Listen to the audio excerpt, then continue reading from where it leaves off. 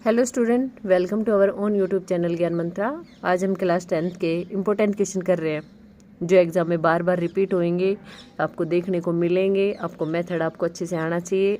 आज हम last year का पेपर उठा रहे हैं, उसको सोल्व करते हैं। अब ऐसा नहीं होता है कि लास्ट ईयर के पेपर रिपीट नहीं होता है, क्वेश्चन रिपीट नहीं होता है। क्वेश्चन एज इट इज़ आपको देखने को मिल जाते हैं बेटा, डिजिट डिफर कर जाती है। आपको मेथड आपको आना ही चाहिए कि मेथड क्या कह रहा है, किस टाइप का मेथड है, किस टाइप के क्वेश्चन पूछते हैं, तो आपको मेथड आना चाहिए। अगर आपने अच्छे से पढ़ाई कर रखी है, अब तो बिल्कुल पीक पॉइंट है, तो आपको ये ज़रूर सोल्व कर करके देखने चाहिए। जितने आप सॉल्यूशन करोगे उतना ही आप आगे की ओर बढ़ोगे। तो मैथ तो यही कहता है, जितनी आप प्रैक्टिस करोगे उतनी करो। प्रैक्टिस जहाँ से भी क्वेश्चन मिलता है प्रैक्टिस करो। और जो मैं आज करवाऊंगी ना, वो आपको 100% आने ही चाहिए, उनमें से कोई स्किप नहीं होना चाहिए, ऐसा कि आपको आ नहीं रहा है। ठीक है, तो करते हैं स्टार्ट। हम इसका हम सेक्शन ए ना करके सेक्शन बी करते हैं। स्टार्ट करते हैं हम सेक्शन बी पे। सेक्शन बी देखो, अब क्वेश्चन क्या कहता है। The length of tangent from a point A at a distance 5 centimetre from the centre of circle is 4 centimetre. पहले बना लेते हैं, जैसा बोल रहे हैं वैसा पहले कहते हैं, जो बोलेगा ना वैसा बना लेते हैं पहले। ये एक हमने सर्कल बना लिया, क्लियर है। अब क्या कहता है, length of tangent from a point A.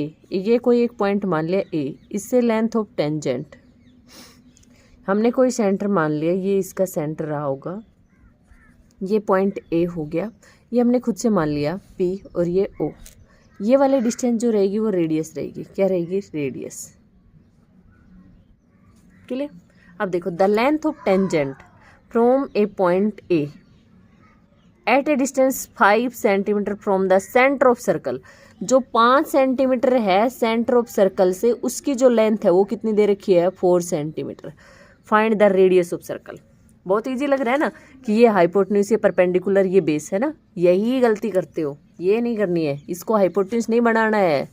Hypotenuse क्यों नहीं बनाना है? क्योंकि आप जानते हो कि ओपी जो है वो परपेंडिकुलर होता है किस पे? एपी पे। इन शॉर्ट फॉर्म में ये भी कह दूं कि रेडियस जो होती है वो परपेंडिकुलर होती है किस पे? टेंजेंट पे।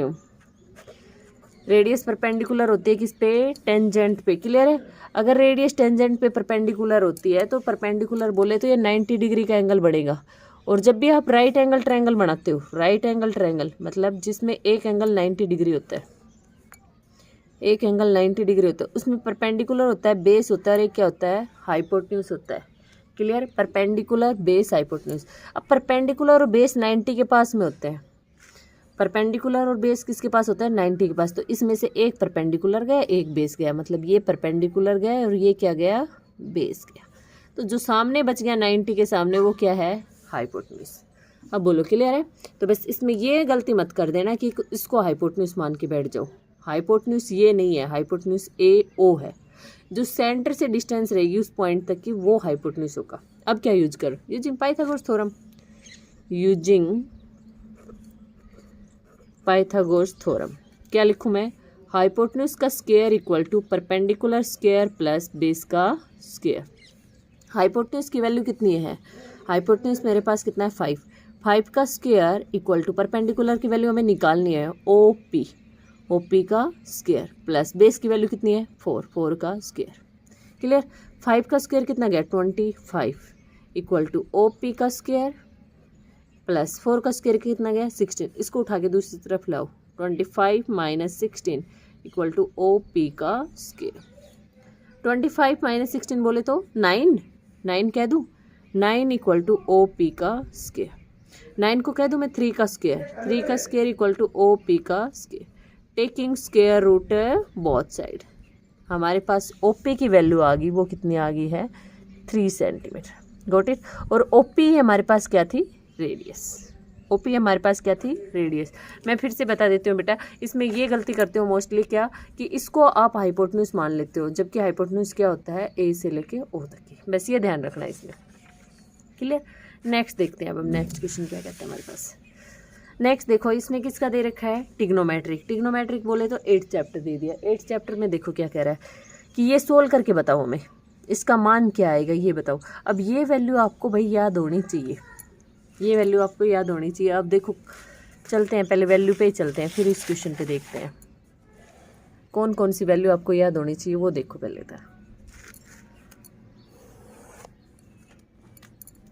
देखो साइन आपको जीरो की तो वैल्यू सबको याद थी है, साइन जीरो कितना होता है, साइन जीरो सबको आता है, साइन 90 भी सबको आता है। अगर साइन जीरो की बात करूँ तो कितना होता है जीरो, साइन 90 की बात करूँ तो सबको मालूम होता है क्या होता है 1 होता है। दो सबको क्लियर है।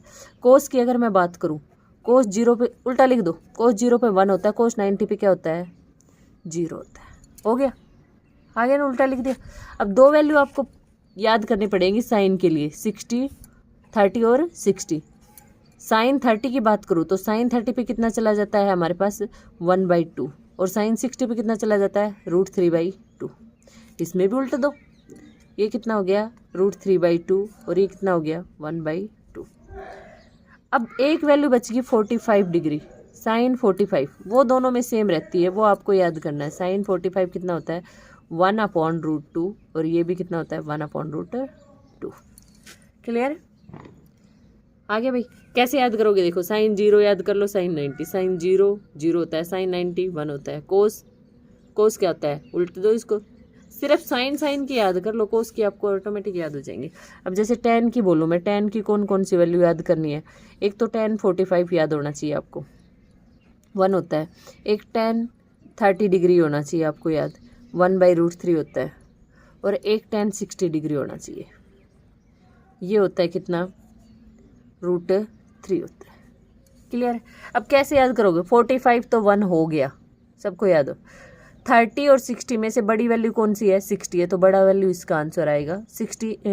30 छोटी है तो 1/√3 करके लिख दिया। क्लियर। अब चलते हैं अपने, अगर ये वैल्यू आपको याद होगी, भाई ये तो याद होनी चाहिए आपको, ये अगर याद हो गई तो फिर क्वेश्चन ईजिली सोल्व कर लेते हो। बाकी क्यों याद नहीं करवा रही, क्योंकि देखो साइन थीटा का अपोजिट जो होता है वो कौन होता है कोसेक, उसको क्या होते हैं 1/कोसेक थीटा। क्लियर है। ये मैं कहूँ कोसेक थीटा की मुझे वैल्यू चाहिए तो मैं क्या लिखूंगी 1/साइन थीटा।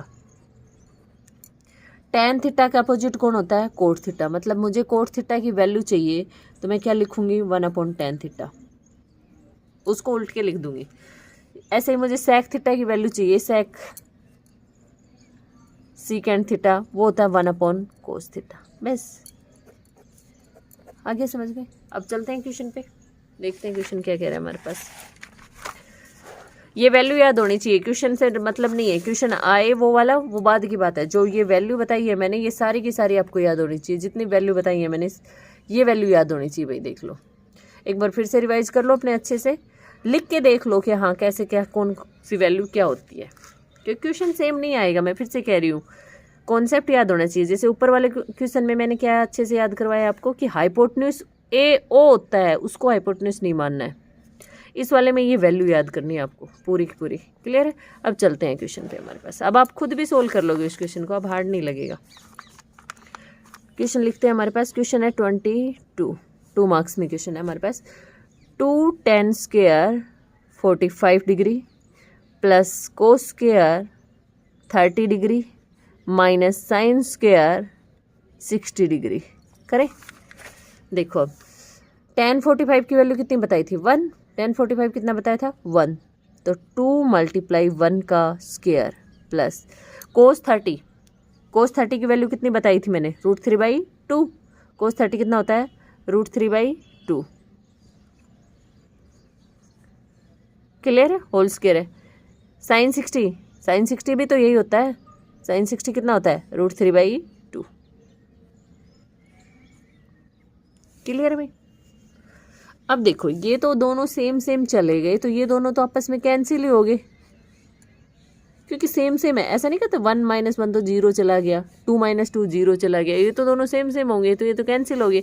तो बच क्या गया 2 × 1 2। अब बोलो आंसर हार्ड था, सॉल्यूशन हार्ड था, क्योंकि अगर आपको समझ में आ गया, ये अच्छे से याद हो गई तो कर लोगे। अब नेक्स्ट पे चलते हैं। नेक्स्ट देखो क्या कह रहा है, question number 3, find the area of sector of a circle with radius 4 centimetre and angle. अच्छा, एरिया ऑफ सेक्टर पूछ रहा है। अब इससे रिलेटेड देखो,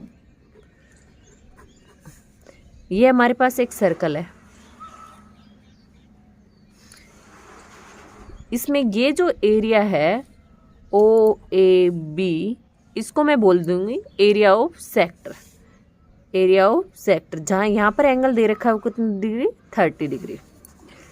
तो area of sector area of sector, area of sector find करना है।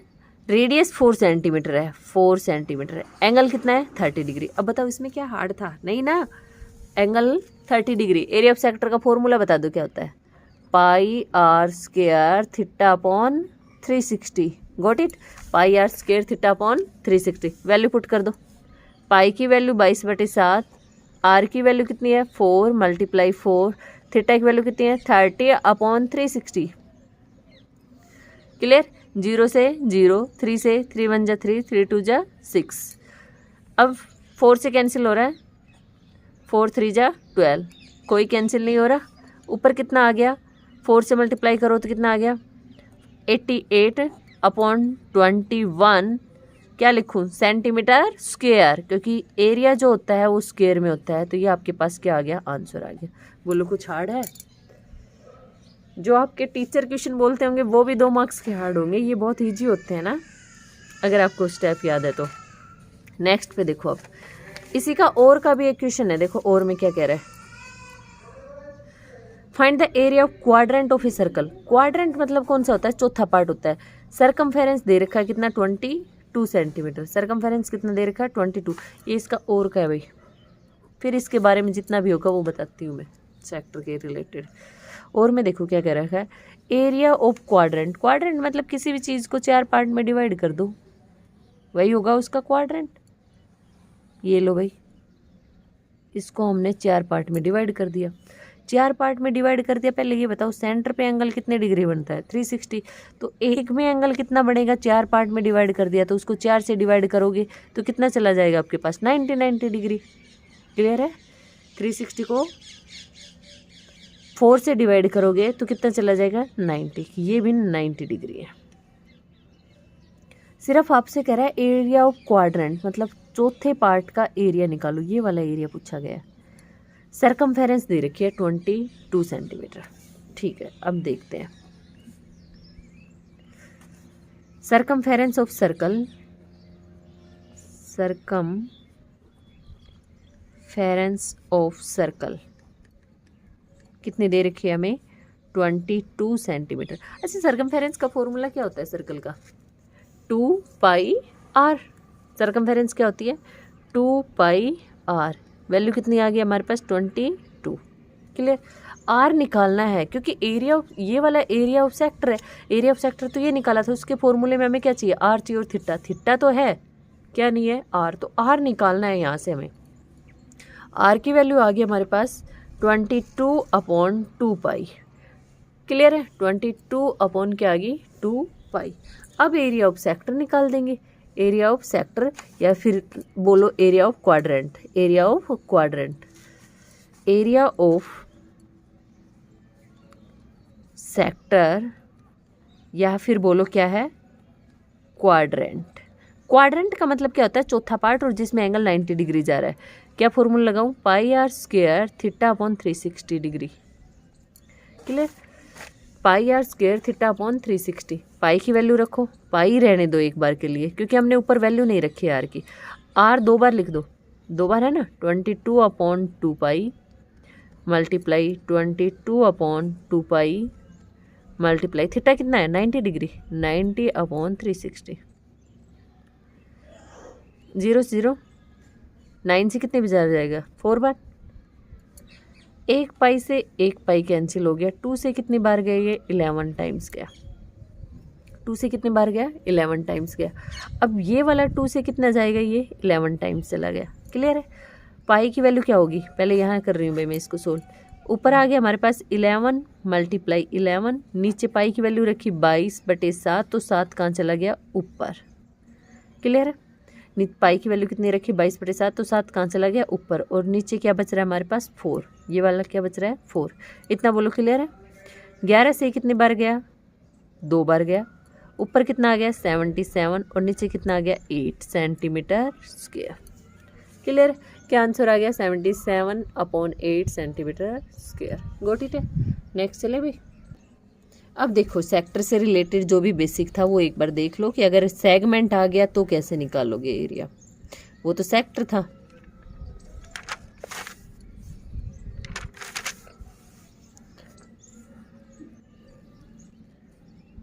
ये जो हिस्सा होता है ना, इसको मैं बोलती हूँ सेगमेंट। क्या बोलती हूँ इसको? सेगमेंट।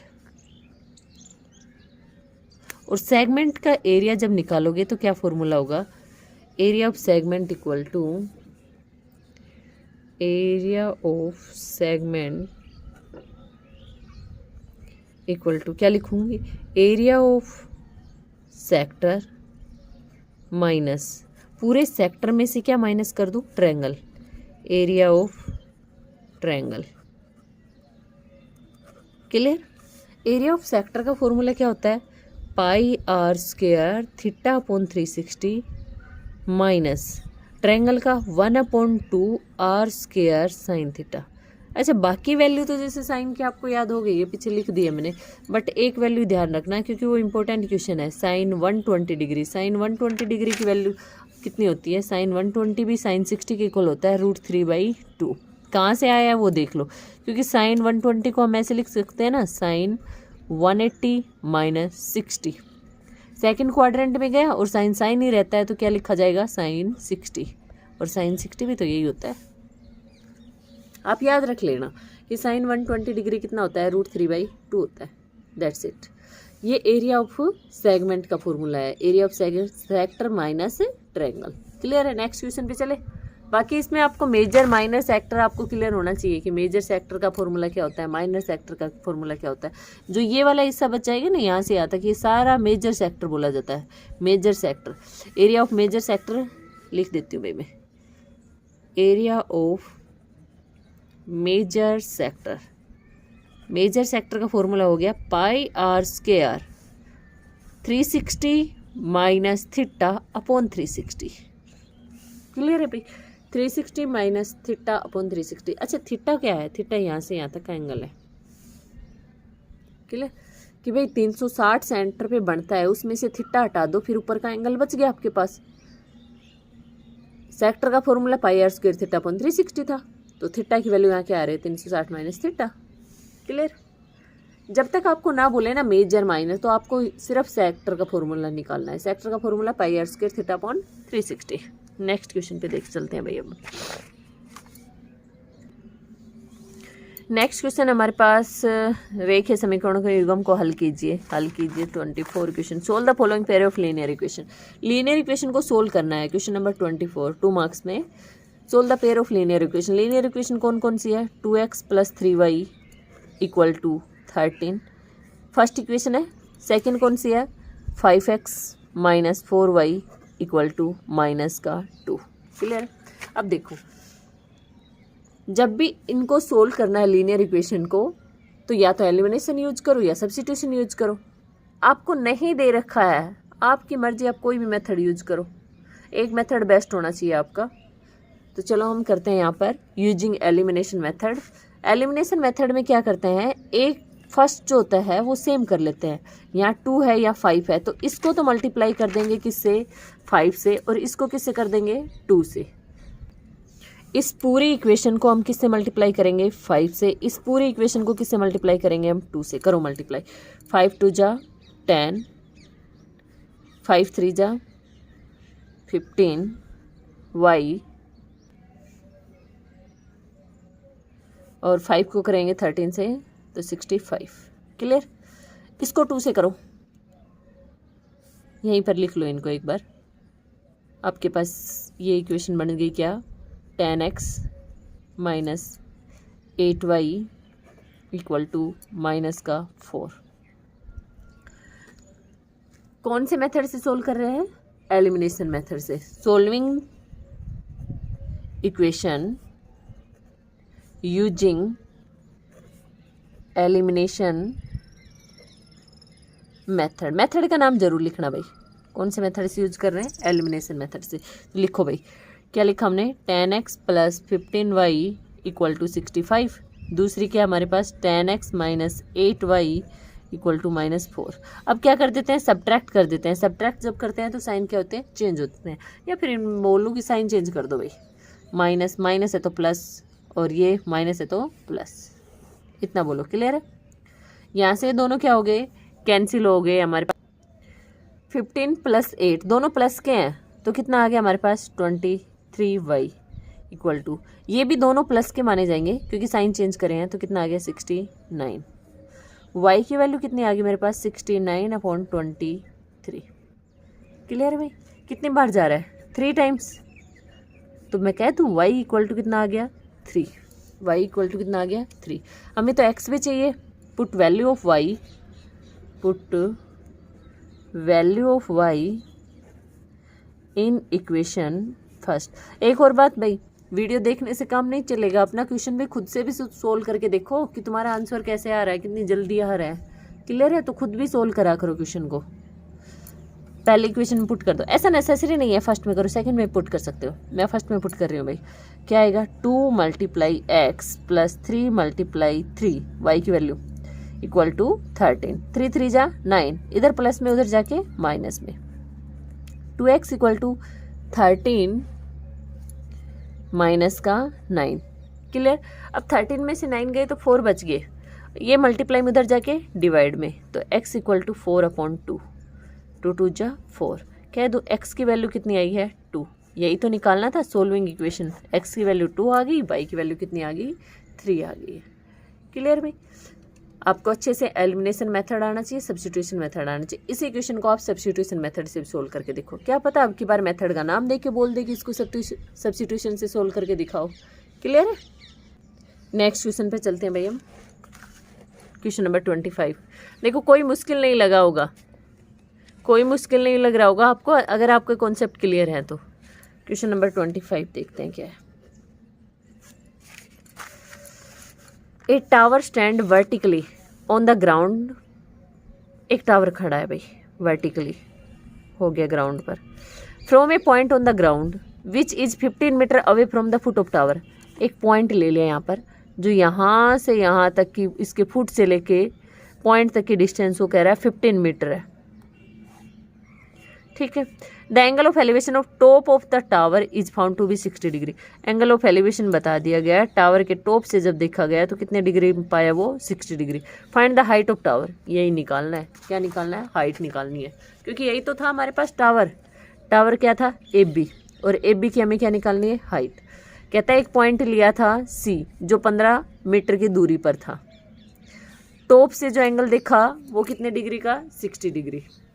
अभी हो जाए, कौन से चैप्टर से है ये? 9th चैप्टर से, एप्लीकेशन ऑफ ट्रिग्नोमेट्रिक से।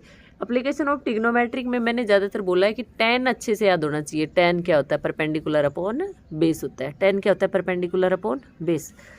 थीटा के जस्ट सामने आप देखोगे तो क्या होता है? परपेंडिकुलर। 90 के पास एक परपेंडिकुलर, दूसरा बेस। ये बात तो आज भी बताइए ना कि 90 डिग्री एंगल होता है, उसके पास एक परपेंडिकुलर, दूसरा क्या होता है? बेस। और जो बच गया 90 के सामने वो क्या होता है? हाइपोटेन्यूज। अब लिखो इन ट्रायंगल ABC, 90 को बीच में लिख के लिखा करो भाई, ABC।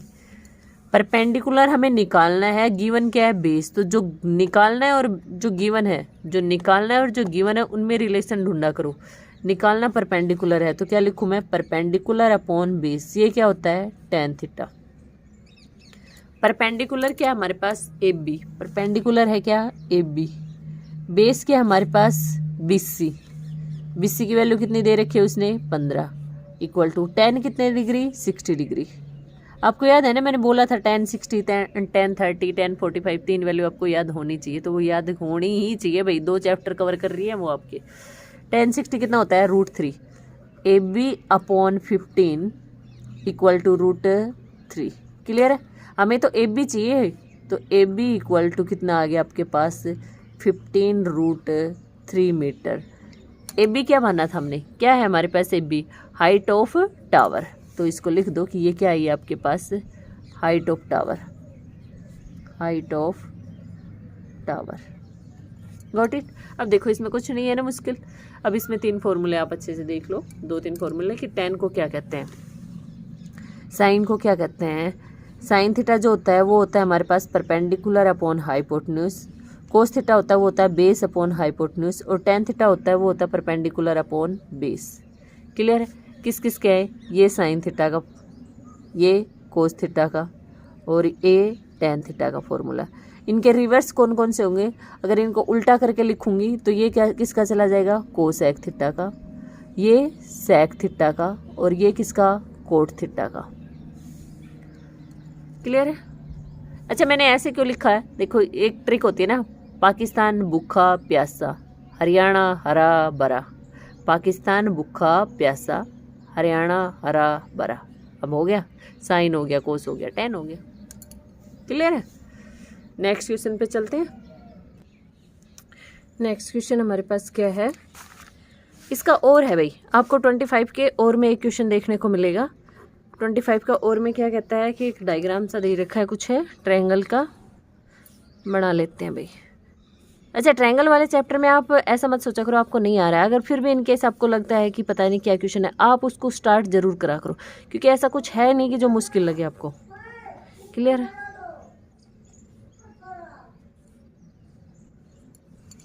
अब देखो इसमें, देखो गिवन क्या दे रखा है, गिवन हमारे पास है PS upon SQ equal to PT upon TR। Clear है। ये आपको क्या है, गिवन है। देखो ये आपको क्या है, गिवन है। अगर गिवन के अकॉर्डिंग अगर मैं बात करूँ तो देखो PS upon SQ PT upon TR, अरे भाई ये तो कन्वर्स ऑफ BPT है ना। BPT क्या कहती है, BPT कहती है दो साइड अगर पैरेलल है तो उनका रेशियो इक्वल मिलेगा। कन्वर्स क्या कहती है, उल्टा बोलो, जैसे मैंने अभी बोला है दो साइड पैरेलल है तो रेशियो इक्वल, वापस आओ, रेशियो अगर इक्वल है तो साइड पैरेलल मिलेंगी। तो कह दूँ ST जो है वो पैरेलल है किसके, QR के।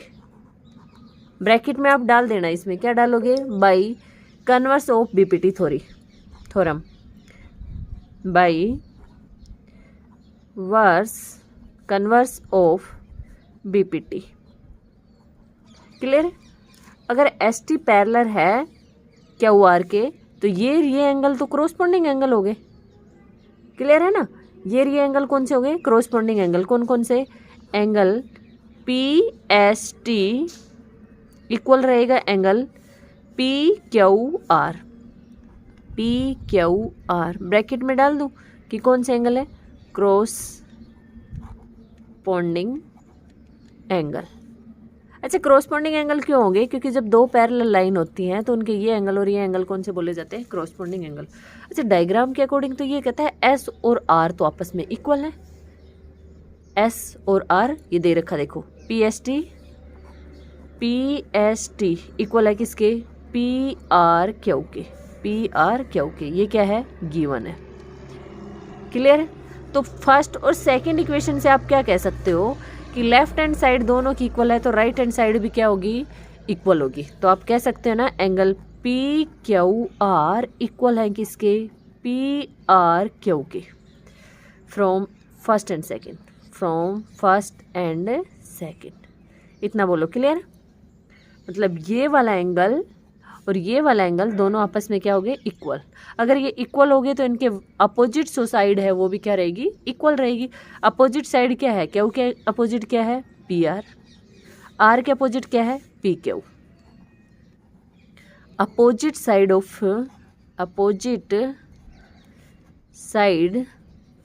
Of equal angle are equal. Clear है। देयरफॉर समद्विबाहुज को बोलते हैं isosceles triangle. Therefore APQR is an isosceles triangle. Therefore